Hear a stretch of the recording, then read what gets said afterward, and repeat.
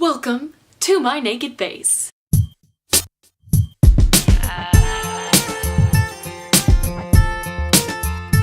Hello everyone, my name is Sydney. It is officially fall, even though it is freaking hot in Texas. It's like 90 something, but I refuse to let summer keep going, so I'm in my turtleneck shawl. Do I look like Pepto-Bismol yet? Anyways, so I don't usually wear this kind of color, especially on the lips.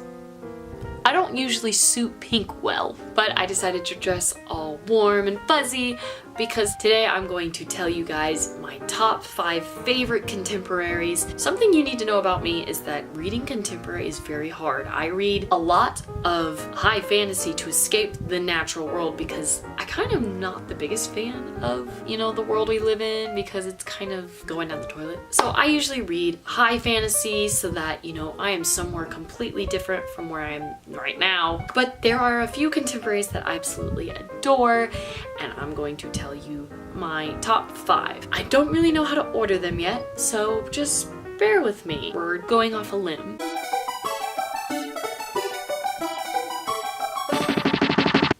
My number 5 book is going to be Love, Rosie by Cecilia Aaron. Good, we got the name right this time. This took me about 4 times to get the name right. I was kind of interested and taken aback by the formatting of this book because it is via instant message between the 2 characters. And, I liked it when I was reading it, but when the movie came out, the one with Lily Collins and Sam Claflin, I started picking up things that I missed out on. I started to understand it more, and then after I watched the movie, and by the way, it was darling, I read through this again and I just loved it. It was so precious and cute and lighthearted. Even in the sad parts, I just, I really enjoyed myself. I really recommend you read it if you're just looking for something you can breeze by because, it's just like reading a text. Also, I liked that, it had a lot of Britishisms. Is that how you say it? The author is British, and the different undertones from, the UK versus the United States, I really liked that, and it was really good. 4 stars for me on this one. All right, number 4 on this list is going to be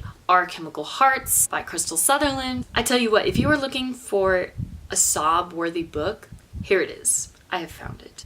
Yeah, I bawled my eyes out to this book. It was so heavy, and this is her debut book. I was so impressed. I think that's one of the reasons why it's so high on my favorites of contemporaries. It was just phenomenal. I always look at a contemporary book and I think, okay, does the cover tell me anything about what's going on? And so I looked at the fish and I was like, is that just some kind of aesthetical pleasing that the author wanted? But then you read the story and you're just like, well, crap.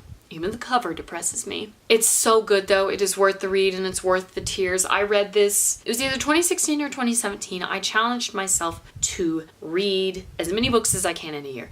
And this was the 3rd one I read in the year. It was January 3rd. I had been reading a book a day because, I was still on Christmas break and I didn't have stuff to do like I do now. And it was just, I'm so glad I didn't read it in the school year because I'd come to school and people would think that like I was trying to die or something. I was a wreck. If you like a sad book, pick it up. Just do it.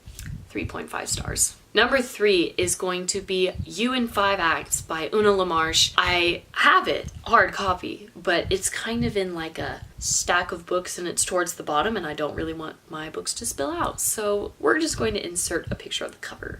So this book is not really popular, which I'm like really pissed about because it's amazing. Again, harkening back to Our Chemical Hearts, I read that book on the 3rd of January during my challenge. You in 5 Acts was the book that kicked off my 2016 and I was super excited for it because I am a dancer and You in 5 Acts has to do with artistic kids and at least 2 of the characters are ballerinas or, ballet dancers. It was so good. And, I just figured it was going to be, problematic high schoolers trying to resolve their issues while, preparing to go to very requiring colleges for their art. And then you hit section 4 of the story and you're starting to panic. You don't know if everything's going to wrap up. There's a line that's in the very beginning of the book, like a quote. And you're thinking, where is that going to pop up? I haven't seen it yet. And you're at section 4. And then you get to section 5 and the story closes.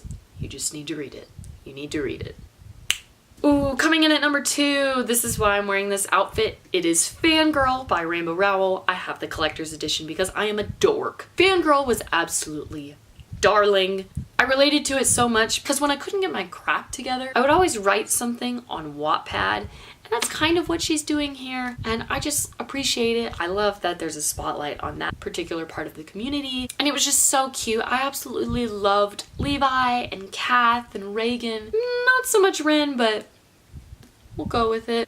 Ooh, I forgot to rate You in 5 Acts a star rating. I rated it a 4 out of 5 stars. This I'm going to give a 4.5 because I just remember reading this and I was just having a blast. It was so cute. And I also read this over my Christmas break and all the warm fuzzies with this one. Rainbow Rowell did such a good job. If you haven't somehow read it yet, I literally thought I was the last person on earth who needed to read this book, and apparently I may not be. So if you have not read this book, you need to go read it like now. 4.5 out of 5 stars. All right, coming in at number 1, if you watched my latest video, the one where I talk about my senior pictures, remember the book that got in 2nd place? It's not even on this list.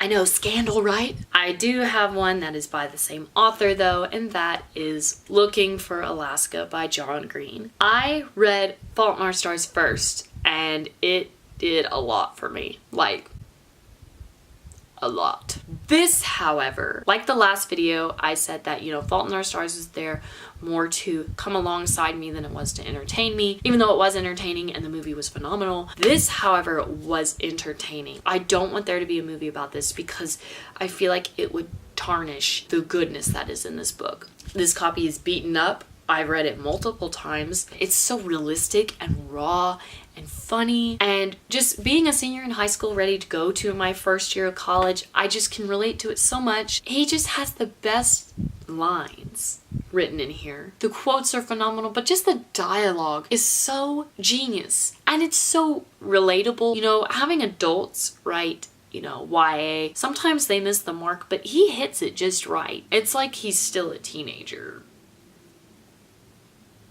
Am I wrong? Yeah, but this is my number 1. I absolutely give it a 5 out of 5 stars, and I know everyone's gonna be like, oh my gosh, you're so soft with your star ratings. Do you see what I'm wearing?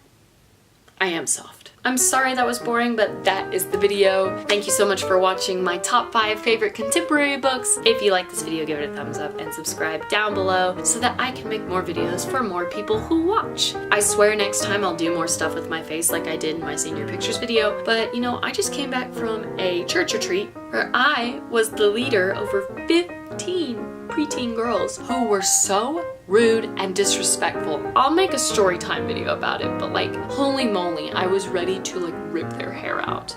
So on that note, my name is Sydney. I am supposed to make new videos by every Thursday, but we shall see. And until next time, bye.